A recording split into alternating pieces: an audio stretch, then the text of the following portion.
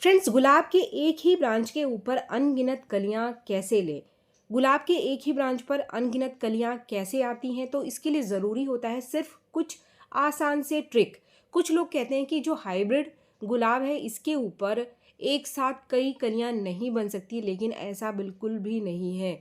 आपके हाइब्रिड यानी जो इंग्लिश गुलाब है इसके ऊपर भी एक ही ब्रांच पर एक से ज़्यादा कलियां आपके पौधे को मिल सकती है, लेकिन ज़रूरी है इसके लिए कुछ कंडीशन की, यानी कुछ ऐसे ट्रिक्स जो कि आपको अपने पौधों के ऊपर करना पड़ेगा और आपका जो गुलाब का पौधा है वो एक ही ब्रांच के ऊपर एक से ज़्यादा कलियां बनाएगा। तो वो कैसे? सबसे पहला पॉइंट आता है सीज़न।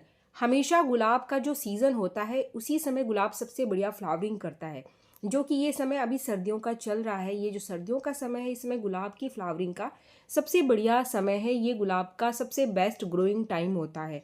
अब ऐसे में इसको क्या ज़रूरत है? इसको सबसे पहली चीज़ जो कि चाहिए एक से ज़्यादा कलियां बनाने के लिए एक ही ब्रांच के ऊपर, वो चाहिए धूप। अगर सर्दियों में आप अपने गुलाब के पौधे को अच्छी धूप वाली जगह पे रखोगे तो आपके पौधे की जो कलियां हैं वो ज़्यादा निकल करके आएंगी। अगर एक ही कली बनती है तो कली ज़्यादा बड़ी बनेगी और फूलों का जो साइज़ है वो भी बड़ा निकल करके आएगा। सर्दियों में अगर गुलाब के पौधे को अच्छी मात्रा में धूप नहीं मिलती है तो इसकी कलियों का साइज छोटा होता है, कलियां कम निकल करके आती हैं और फूल पूरा खिलता भी नहीं है। फूलों का साइज भी आपको छोटा मिलेगा। तो विशेष रूप से धूप का इस समय आपको ध्यान रखना है अगर आपको गुलाब के ऊपर भर भर के कलियां चाहिए। इसके बाद दूसरा पॉइंट, पौधे की मिट्टी में कंपोस्ट की कमी कलियों को बनाने से रोकती है। तो इसीलिए जब भी आप गुलाब का नया पौधा लगाते हैं तो हमेशा कंपोस्ट की मात्रा आपको अच्छी रखनी है। जब भी नया पौधा लगाते हैं तो आधी मिट्टी और आधी कंपोस्ट मिलाएं अपने पौधे के अंदर। यानी कंपोस्ट की मात्रा मिट्टी से कम नहीं होनी चाहिए। कंपोस्ट आप कोई भी डालो अपने पौधे के अंदर, चाहे वर्मी कंपोस्ट डालो चाहे गोबर की खाद डालो, कंपोस्ट की मात्रा अच्छी होनी चाहिए। अगर आपका पौधा पुराना है तो हर महीने अपने पौधे की जो मिट्टी है इसकी गुड़ाई करके 2-4 मुट्ठी कोई भी कंपोस्ट आप ज़रूर इसको दे दो। इसके साथ ही मिट्टी आप मॉइस्ट रखो।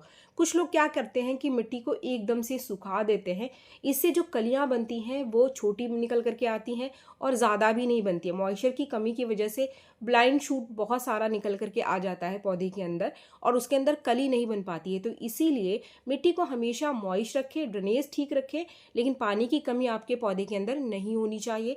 ओवर वाटरिंग भी नहीं करना है आपको कि बहुत ज़्यादा भर भर के आप पानी देते रहो, इससे पौधा आपका ख़राब हो सकता है फंगस लगने की वजह से। इसके बाद जो तीसरा पॉइंट है वो है पौधे की कटाई छटाई। समय समय पर आप अपने पौधों की कटाई छटाई ज़रूर करते रहें। कोई ऐसा ब्रांच है जिसके ऊपर कली नहीं बन रही है और बहुत लंबे समय से डेड पड़ा हुआ है, तो इसके टिप को आप समय समय पर काटते रहिए। यानी जो डेड हेडिंग है और ब्लाइंड शूट के हेड को काटना ये बहुत ज़रूरी है। इसके साथ ही साल में कम से कम एक बार आपको अपने गुलाब के पौधे के ऊपर हार्ड प्रूनिंग ज़रूर करनी चाहिए। हार्ड प्रूनिंग जिसमें कि लगभग 40% ब्रांचेस को आपको काट करके निकाल देना चाहिए। इसका फ़ायदा ये होता है कि पौधा ज़्यादा नई ग्रोथ निकालता है और जितनी भी नई ग्रोथ निकल करके आती है वो ज़्यादा नीचे से निकल करके आती है, यानी बेस से निकल करके आती है। तो जब भी किसी पौधे की जो ग्रोथ है वो बेस से निकल करके आती है, यानी गुलाब अगर नीचे से ज़्यादा ब्रांचेस निकालता है, बेसल शूट्स इसके अंदर ज़्यादा आते हैं, तो जो निकलने वाली ब्रांच होती है वो मोटी होती है। अगर ऊपर से ही ब्रांच निकल करके आ जाती है तो आप देखोगे कि वो ब्रांच पतली होगी। लेकिन जो ब्रांच जितनी ज़्यादा नीचे से निकल करके आती है ग्राफ्टिंग नोड के पास से, वो ब्रांच उतनी ही ज़्यादा मोटी होती है। और जितनी ज़्यादा मोटी ब्रांच होगी तो खाना पानी नीचे से वो ज़्यादा लेकर के आती है, तो ऊपर इसमें ज़्यादा कलियां बनाने के चांसेस होते हैं। यानी जितनी मोटी ब्रांच ऊपर जाके ये उतनी ही ज़्यादा कलियां एक ही ब्रांच के ऊपर बनाती है। जैसे कि आप ये वाली ब्रांच देख रहे हो, इसके ऊपर 4 कलियां बनी हुई है। ये एक इंग्लिश गुलाब की ब्रांच है, लेकिन इसकी जो ब्रांच है वो बिल्कुल नीचे से निकल करके आई है। यही जो ट्रिक है वो देसी गुलाब या फिर जो मिनिएचर वैरायटी का गुलाब होता है उसके ऊपर भी काम करता है। जो ब्रांच जितनी ज़्यादा नीचे से निकल करके आएगी उतनी मोटी होगी और ऊपर जाकर के उतनी ही कलियां प्रोड्यूस करेगी, चाहे वो किसी भी वैरायटी का आपका पौधा हो। इसके बाद जो चौथा पॉइंट है वो है, अगर गुलाब के पौधे से आपको ज़्यादा कलियां चाहिए तो इसकी मिट्टी एसिडिक होनी चाहिए। गुलाब को एसिडिक मिट्टी पसंद है। एसिडिक मिट्टी यानी ऐसी मिट्टी जिसका जो पीएच है वो 7 से कम होता है। जैसे ही पीएच 7 से ज़्यादा हो जाएगा तो चाहे आप कितना भी खाद पानी दो, कंपोस्ट डालो, फिर भी गुलाब के अंदर आपको कम कलियाँ मिलेगी और कम फ्लावरिंग मिलेगी। अब आप पूछेंगे कि ये मिट्टी क्षारीय कैसे हो जाती है? जो लोग बहुत ज़्यादा केमिकल फर्टिलाइज़र का इस्तेमाल करते हैं अपने पौधे के अंदर, तो ऐसी मिट्टी भी कुछ समय बाद क्षारीय हो जाती है। लेकिन जो नॉर्मल वाटर यानी जो टैप वाटर, जो नलके का पानी हम अपने पौधों के अंदर रोज़ डालते हैं, उसके अंदर भी कुछ ऐसी चीज़ें पाई जाती हैं जो पौधे की मिट्टी को धीरे-धीरे क्षारीय बना देती हैं। इसके लिए करना कुछ नहीं, आपको बहुत से आसान से सॉल्यूशंस हैं जो कि हमारे घर के अंदर ही हैं। बहुत ही फ्री के जो सॉल्यूशन है वो आज की इस वीडियो में मैं आपको बता रही हूँ, और इसमें जो सबसे आसान तरीका होता है वो होता है फिटकरी का पाउडर। जो हम आपके घर के अंदर फिटकरी है, एक छोटा सा टुकड़ा आप उसको महीन सा पाउडर बना लो और लगभग 1/4 चम्मच, बहुत ज़्यादा आपको नहीं डालना है, 1/4 चम्मच आप उतने पानी में घोल लो जितना कि आपको अपने पौधे की मिट्टी में डालना है। अब इसको घोल करके इस पानी को आप महीने में एक बार दे दो। बहुत ज़्यादा नहीं देना आपको, सिर्फ महीने में एक बार दे दो, आप काफ़ी है। इसके साथ ही कुछ और चीज़ें भी हैं जो कि पौधे की मिट्टी को एसिडिक बनाती हैं, जैसे कि सिरका, एप्पल का सिरका, जो सफ़ेद रंग का सिरका होता है, आप 1 चम्मच 1 लीटर पानी में घोल करके अपने पौधे को दे दो। या फिर कुछ नेचुरल फर्टिलाइज़र जैसे कि संतरे का छिलका या फिर नींबू का छिलका, अगर इसका इस्तेमाल आप 10 से 15 दिन में एक बार अपने गुलाब के पौधे के अंदर करते रहते हैं तो ऐसी मिट्टी कभी भी क्षारीय नहीं होती है। ये जो आप देख रहे हैं ये है नींबू का छिलका। नींबू के छिलकों को आप रात भर के लिए पानी में भिगो करके रख दो और मात्र महीने में 2 बार इस पानी को अपने गुलाब के पौधे के अंदर डालते रहो, तो इससे आपके पौधे की जो मिट्टी है वो एसिडिक बनी रहेगी। इसके साथ ही इस पानी में बहुत अच्छी मात्रा पोटाशियम की, मैग्नीशियम की और नाइट्रोजन की पाई जाती है। इसके साथ कैल्शियम और फास्फोरस भी गुलाब के पौधे को मिल जाता है। तो ये एक बहुत ही बढ़िया लिक्विड फर्टिलाइज़र है। इससे आप न्यूट्रिशन भी दे सकते हैं और मिट्टी को एसिडिक भी बना सकते हैं। इसके बाद बात करते हैं हम फर्टिलाइज़र की। तो गुलाब के पौधे की मिट्टी में वो कौन से फर्टिलाइज़र की कमी है जो इसको कलियां बनाने से रोकती हैं? अगर आपको भर भर के कलियां चाहिए तो फिर ज़रूरी नहीं है कि आप केमिकल फर्टिलाइज़र का ही इस्तेमाल करो, बस कुछ ऐसे खाद आप अपने पौधों को देते रहो जिससे आपके पौधे के अंदर फास्फोरस की अच्छी मात्रा पौधे को मिलती रहे, इसके साथ ही पोटाशियम और नाइट्रोजन की अच्छी मात्रा इसको मिल जाए। और जो पहला खाद मैं आपको बता रही हूँ ये एक कमाल का फर्टिलाइज़र है जो कि पौधों में भर भर के कलियाँ बनाने में मदद करता है। और गुलाब में अगर आप इसको देते रहोगे तो इससे आपके पौधे के अंदर बहुत सारी कलियाँ बनेंगी और कुछ खाद आपको देने की ज़रूरत ही नहीं पड़ेगी। इसको बहुत ही आसानी से आप घर में बना सकते हैं, फ्री में भी आप इसको बना सकते हैं। बहुत सारे लोगों के घर के अंदर ये पाई जाती है। अगर आप किसी गांव एरिया में रहते हैं फिर तो आपको ये चीज़ें बहुत ही आसानी से मिल जाएंगी, और अगर आपके पास कोई गाय है, भैंस है, फिर ये चीज़ आपको आसानी से मिल जाएगी। ये है गोबर के उपलों की खाद। गोबर के उपले आप बहुत ही आसानी से किसी गांव एरिया से जाकर ले सकते हैं, या फिर आजकल गोबर के उपले ऑनलाइन अमेज़ॉन या फिर फ्लिपकार्ट से भी आप परचेज़ कर सकते हैं। जितने भी पशुओं के वेस्ट होते हैं उनसे बने हुए खाद में बहुत अच्छी मात्रा फास्फोरस की पाई जाती है, इसके साथ ही नाइट्रोजन और सारे ही न्यूट्रिशंस पौधों को मिल जाते हैं। तो अगर आप केमिकल फर्टिलाइज़र का इस्तेमाल नहीं करते हैं तो ये जो कंपोस्ट है, ये जो नेचुरल खाद है, ये आपके पौधों में फ्लावरिंग को बढ़ाएगी। चाहे कोई भी पौधा है आपके पास, इसको बनाना बहुत ही आसान होता है। इसके पहले छोटे टुकड़े कर लो, आप इसको तोड़ लो।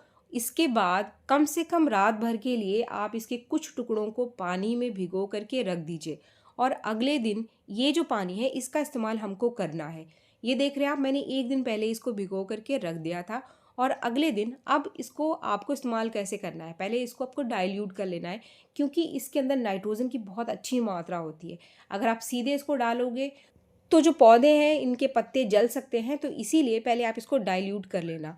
यानी कि पहले मैं इसको पानी में मिला लूँगी। मैंने लगभग 1 मग पानी ले लिया है और इससे कुछ पानी इसके अंदर मैं डाल लूँगी। कुछ इस तरीके से मैंने डाइल्यूट कर लिया है।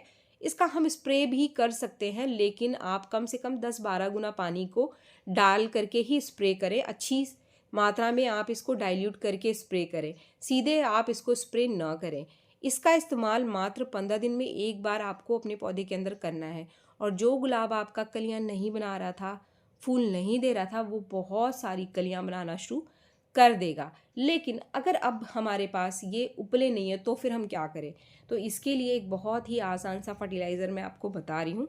बेस्ट होममेड फर्टिलाइज़र गुलाब के पौधे के ऊपर ज़्यादा कलियाँ और फूल लेने के लिए। और इसको बनाने के लिए हमें चाहिए घर के अंदर से कुछ वेस्ट चीज़ें, जो कि बहुत ही आसानी से आपको मिल जाएंगी।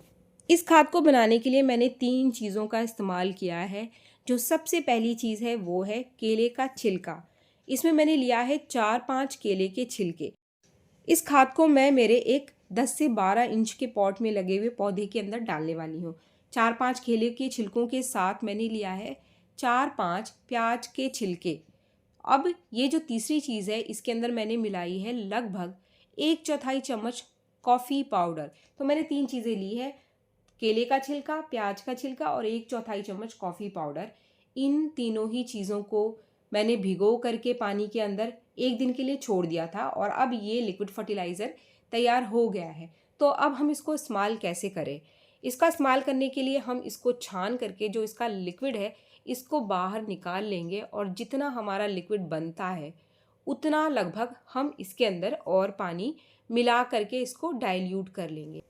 फ्रेंड्स, ये जो छिलके आपके पास बच जाते हैं इसको आप फेंकना मत।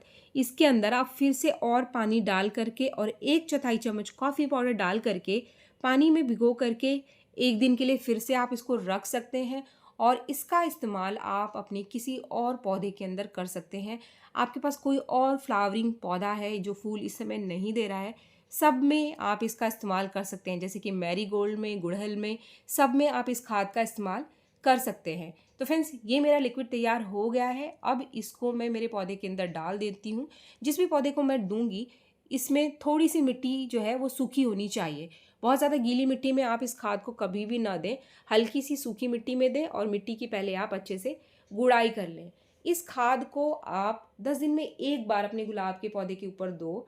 आप देखना कि जो आपका गुलाब फूल नहीं दे रहा था, कलियां नहीं बना रहा था, वो भर भर के कलियां बनाना शुरू कर देगा। एक से ज़्यादा कलियां बनाना शुरू कर देगा और गुच्छों में आपके पौधे के ऊपर फूल निकल करके आएंगे। तो उम्मीद है वीडियो आपको पसंद आया होगा। वीडियो अगर आपको पसंद आया तो एक लाइक ज़रूर करें और मेरे चैनल को आपने अब तक सब्सक्राइब नहीं किया है तो मेरे चैनल को सब्सक्राइब भी ज़रूर कर लें। मिलते हैं मेरे नेक्स्ट वीडियो में, तब तक के लिए थैंक यू।